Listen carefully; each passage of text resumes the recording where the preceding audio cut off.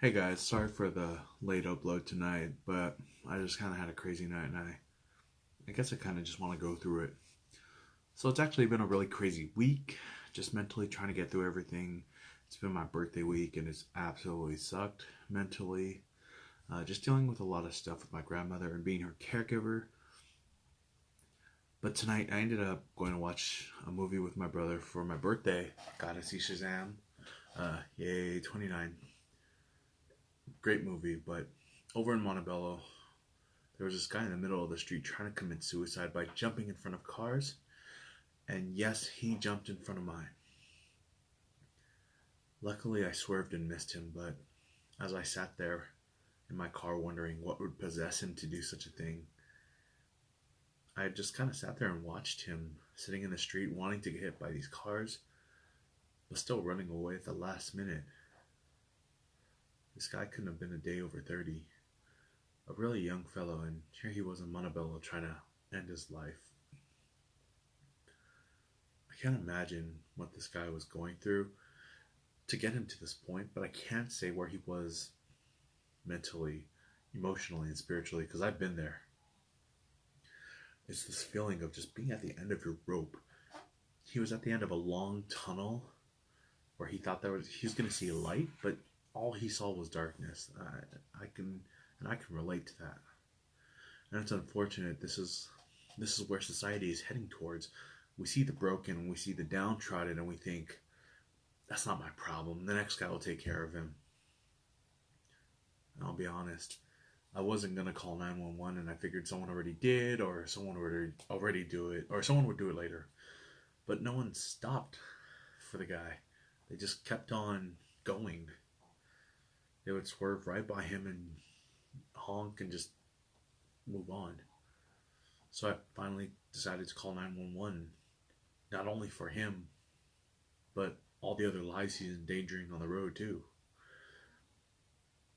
So no one had called it in, I found out. And I'm sitting there watching this guy move back and forth, trying to get hit. And he would still move out of the way. If that wasn't a cry for attention, I don't know what was. This poor guy was crying out to be noticed. Maybe for someone to acknowledge his pain, maybe for someone to just listen. And it's sad because the society we live in nowadays tells us we're the most interconnected and the closest we've been to each other in history, in human history. But that couldn't be further from the truth. We no longer remember what it's like to genuinely connect with another human being face to face. We sit there FaceTiming each other and sending each other IMs and whatever it is, chats and whatever. But we no longer remember what it's like to have a real conversation without the need of a distraction in front of us, a phone. We now find it a burden and extra effort to actually listen to someone when not but just a decade ago, maybe two, that wasn't normal. People knew how to listen, people knew how to talk. I can't imagine what this guy must have been going through. I can't imagine why he was doing what he was doing. But I invite you guys to listen for a second. Imagine going through the worst thing in your life. I want you to think about this. What's the worst thing you've gone through in your life? What got you through that moment? Was it God? Was it your beliefs, your friends, your family, your pet? Whatever it was. Imagine this. Do you remember it? Good.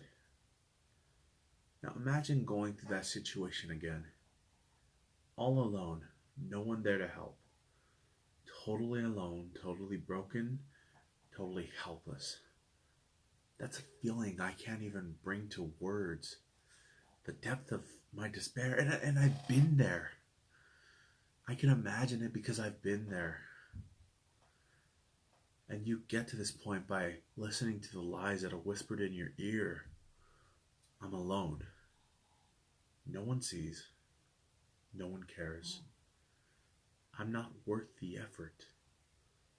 Your pain is your own. Don't burden people with it. Don't believe those lies. These are lies that I face in my daily battle and in my daily struggle with depression and suicide. Yes, I said the S word because it's real. People are going to go through this. And for those of you who are struggling with this daily battle, I want to encourage you to keep fighting because what you do, believe it or not, You are a light to someone else. Someone else is looking up to you right now and sees that you are fighting every day for your life. And you are a light to this person. I've been very blessed by God for Him placing the people in my life that He has. These people constantly push me to be better. In the times when I need it, we just sit in silence at my lowest. And when I need to, they just listen to me without ever saying much. Most times. And to the gentleman who tried taking his own life tonight using my car, there is better out there. It may not seem like it is. It may not seem like it now, but there is. And to each of you who is struggling, I know it seems like there's a lot going on, and there is. You don't need someone telling you what you're feeling is wrong, giving you suggestions or asking you to see it from someone else's point of view, or even worse, comparing your situation to someone else, saying that you have it better, that you shouldn't feel like this. And I'm sorry for those of you, and I'm sorry for those who do that to you, because what you really need to know is what you're feeling is real. This is your point of view. No one can live your life. No, you don't need to do anything right now. You can vent, or we can just sit in silence. Either one is fine. And what you're going through right now is real. And I'm here to listen to you. I'm not going to talk. I'm not going to tell you what to do. I'm not going to suggest anything. I'm just going to listen. And that's the hardest part, is just listening without interjecting our opinion or anything like that. So for those of you who are going through this situation, I'm going to lay down below some sites and resources for you to get help. And please, I urge you, take advantage of these resources and websites and phone numbers, because your mental health is very important. You need a hope.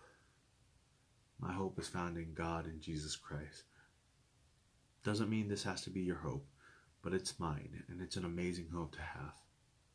But whatever hope you have, whatever hope is personal to you, I pray that you cling to it desperately. And remember, 1, I see you. I notice you. You're not alone. 2, I see your pain. I know this hurts and I know it sucks, but I see it. 3, you're loved. 4, people want to help and listen to you. And 5, finally, you have a future. The here and now will pass. Don't throw away your future for what's happening now. This moment's going to pass. Isaiah 40:31 says, "But they who wait upon the Lord shall renew their strength. They shall mount up with wings like eagles, and they shall run and not be weary. They shall walk and not faint." Find your strength.